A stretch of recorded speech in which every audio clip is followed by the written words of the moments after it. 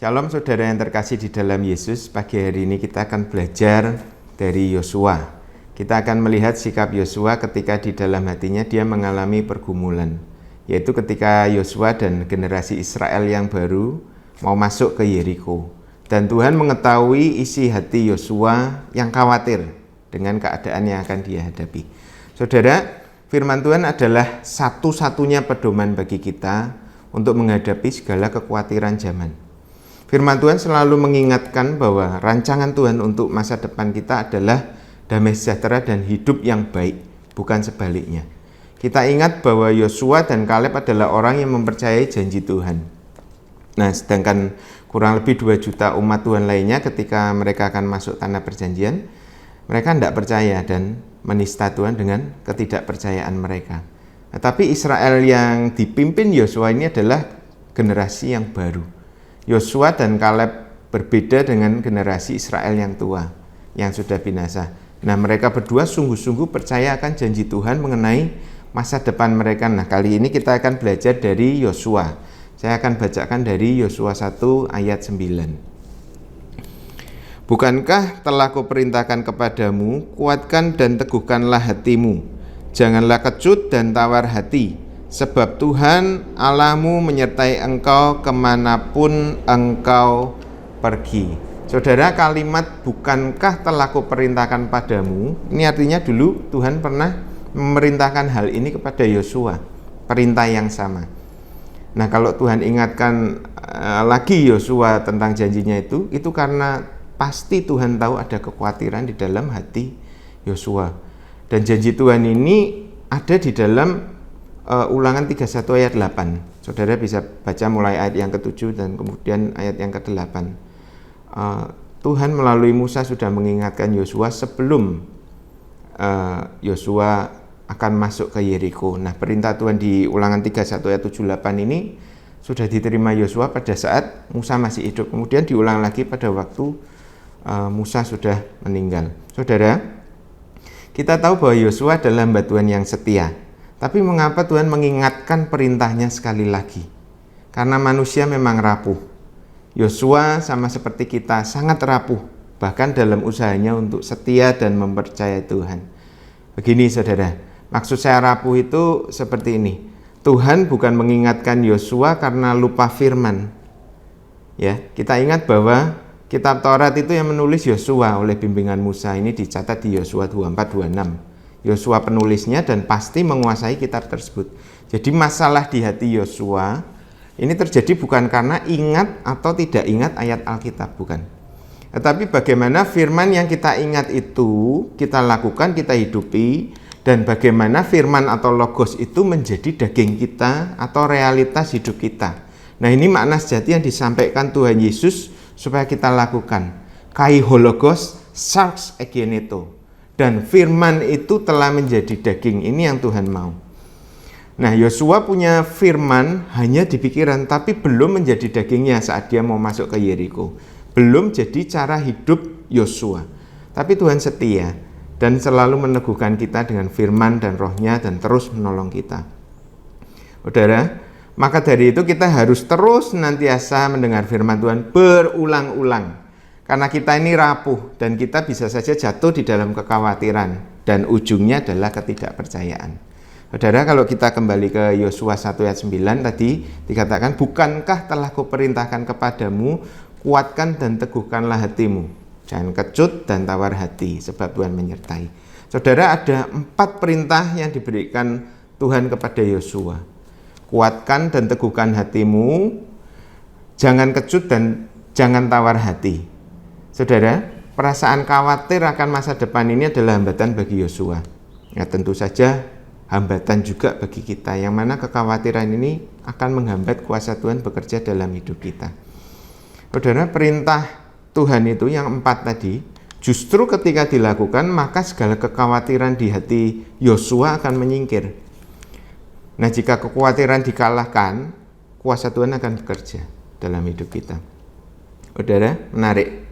Ada 4 perintah Tuhan bagi Yosua, yang 2 ini di dalam frase yang positif, dan yang 2 lagi di dalam frase istilahnya antitesis negatif. Yang pertama kan tadi dicatat, kuatkan dan teguhkanlah hatimu. Ini yang positif. Kemudian yang kedua, janganlah kecut dan tawar hati. Nah, frasa yang negatif ini di depannya ditambah kata jangan. Jadi ini sifatnya antitesis. Artinya, kecut dan tawar hati ini bukan pilihan bagi orang percaya. Jadi Tuhan tambahkan kata jangan di depannya tadi. Bagian kita adalah melakukan perintah Tuhan, yaitu melawan segala kecut dan tawar hati. Kita akan lihat dari frase yang positif dulu. Kuatkanlah dan teguhkanlah hatimu. Ketika Tuhan sampaikan ini pada Yosua, Tuhan sedang memerintahkan pada Yosua bahwa pertama Yosua diminta untuk membangun kekuatan dan keteguhan hatinya. Saudara, Tuhan sangat serius berurusan dengan hati kita. Tuhan sangat serius berurusan dengan hati Yosua. Memang ayat ini mengulang perintah Tuhan di Ulangan 31:7-8. Tetapi sebetulnya di kitab Yosua pasal 1 ini aja, kalau kita baca dari atas, nanti saudara bisa ulang sendiri, Tuhan sudah mengulang perintah yang sama terhadap Yosua itu 3 kali. Di ayat 6, 7, dan 9. Maksudnya apa diulang 3 kali? Apakah Yosua tuli? Enggak, Yosua enggak tuli. Tapi Tuhan memang kadang melakukan pengulangan 3 kali ini kepada beberapa orang. Nah, kalau Tuhan sampai berbicara mengulang 3 kali, itu artinya hal ini sangat-sangat serius dan penting bagi masa depan kita.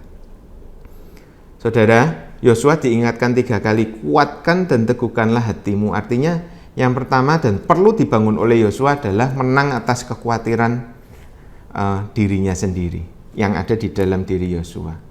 Kekuatan dan keteguhan hati dalam percaya firman Tuhan ini dicatat di ayat 7 dan 8. Saudara, bagi orang percaya cara hidup kita jelas sudah beda dengan orang yang tidak percaya. Kita tidak bisa lagi melakukan segala sesuatu dengan cara kita sendiri. Kita bergantung penuh pada pertolongan Tuhan dan selalu libatkan Tuhan dalam segala keputusan penting kita. Nah, kita didorong untuk percaya firman Tuhan seperti Yosua. Kalau saudara baca di sini, di ayat atasnya, di ayat 7, hanya kuatkan dan teguhkanlah hatimu dengan sungguh-sungguh, bertindaklah hati-hati sesuai dengan seluruh hukum yang telah diperintahkan kepadamu oleh hambaku Musa. Jangan menyimpang. Ayat 8 yang terkenal, jangan engkau lupa memperkatakan kitab Taurat ini, tetapi renungkan siang dan malam supaya engkau bertindak hati-hati. Jadi dorongan Tuhan untuk kita adalah percaya firman. Nah, itu akan membangun kekuatan dan keteguhan hati kita. Kalau kita tidak membangun kekuatan dan keteguhan hati melalui firman Tuhan, jelas kita akan menerima saja kekhawatiran yang disuguhkan dunia ini, saudara. Dan hasilnya pasti akan mendatangkan bahaya besar di hadapan kita.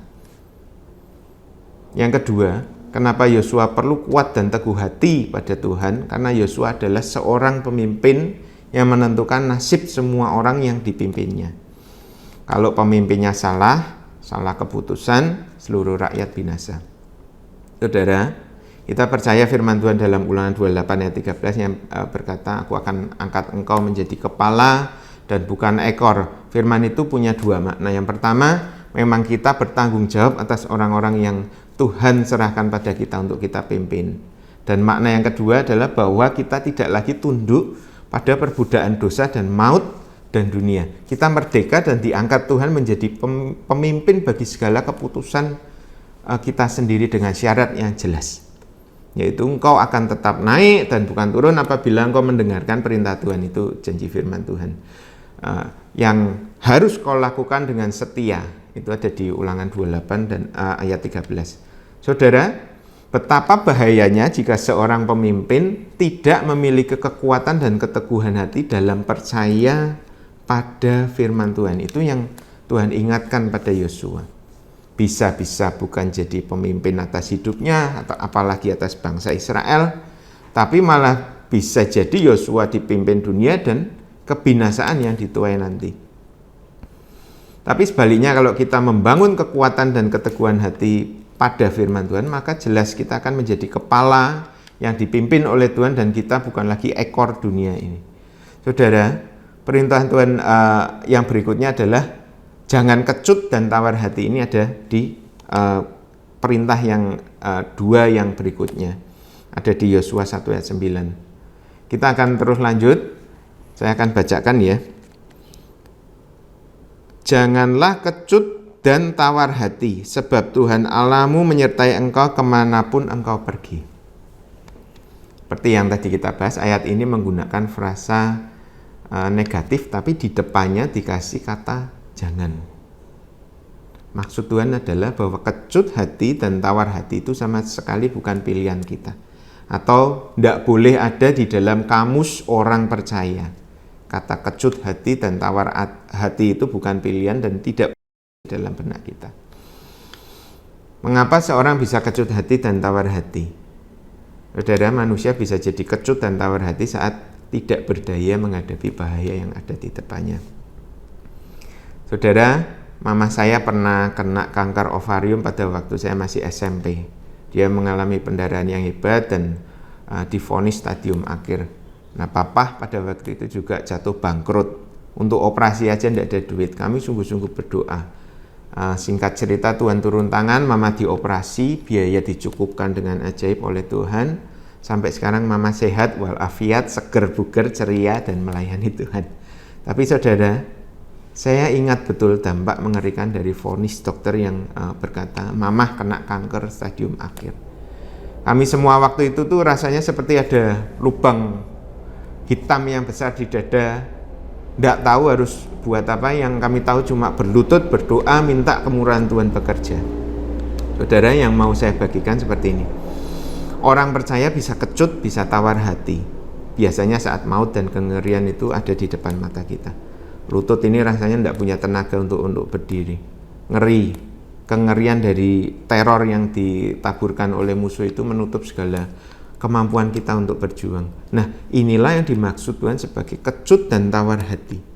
Tapi kita sebagai orang percaya, kita punya firman Tuhan yang berkata jangan kecut, jangan tawar hati. Saat ini kalau saudara sedang hadapi apapun di hadapanmu, Tuhan berkata jangan kecut, jangan tawar hati. Ini adalah perintah Tuhan dan ini adalah cara untuk menang. Perintah ini bergandengan dengan ayat di bawahnya yang berkata, jangan kecut dan tawar hati sebab Tuhan Allahmu menyertai engkau kemanapun kau pergi. Tuhan Allah menyertai kita kemanapun kita pergi. Perintah Tuhan yang kedua supaya kita bisa melawan kekhawatiran adalah jangan kecut dan jangan tawar hati.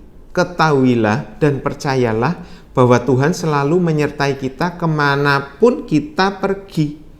Dia ada bersama kita, kita tidak ditinggalkan, kita tidak dibiarkan. Meskipun mata kita tidak bisa lihat Tuhan, tapi Dia benar-benar ada bersama kita saat ini juga untuk menolong kita menghadapi musuh kita. Saudara, kita mesti percaya bahwa kita tidak pernah ditinggalkan. Dia Allah yang bersumpah pada nenek moyang kita Abraham bahwa Dia akan menyertai kita. Allah yang dahsyat, penuh kuasa yang menyertai kita. Kita bisa melawan segala kecut dan tawar hati kita dengan percaya dan berkata bahwa aku tidak kecut dan tawar hati karena saat ini pun Tuhan ada bersamaku, menyertaiku kemanapun aku pergi. Nah, kalau kita percaya firman yang disampaikan Tuhan ini bahwa Dia saat ini juga sebenarnya menyertai kita dan selalu bersama dengan kita, maka kecut dan tawar hati akan menyingkir dari hati kita. Saudara, bukankah telah kuperintahkan kepadamu, kuatkan dan teguhkanlah hatimu. Jangan kecut dan tawar hati sebab Tuhan Allah menyertai engkau kemanapun engkau pergi. Tuhan tahu betul bahwa kemenangan Yosua bergantung pada kepercayaannya kepada Tuhan. Dan kemenangan Yosua ini adalah kemenangan di dalam mempercayai Tuhan. Tuhan yang setia, Dia juga yang menolong Yosua untuk menang dan melawan kekhawatiran di dalam hatinya. Kalau kekhawatiran di dalam hidup kita dikalahkan, kuasa Tuhan bekerja. Kalau kita percaya bahwa janji Tuhan berlaku untuk kita, Tuhan dengan leluasa bekerja dalam hidup kita. Ayat ini berlaku sama buat kita. Pagi hari ini jika kita sama-sama dengar firman Tuhan ini, mari kita taat, percayai, lakukan. Tuhan mau kita melawan segala pergumulan kekhawatiran di hati kita. Dan kita akan dibawa pada kemenangan seperti Yosua. Bukankah telah kuperintahkan kepadamu, kuatkan dan teguhkanlah hatimu. Jangan kecut dan tawar hati, sebab Tuhan Allahmu menyertai engkau kemanapun engkau pergi. Amin. Tuhan Yesus memberkati.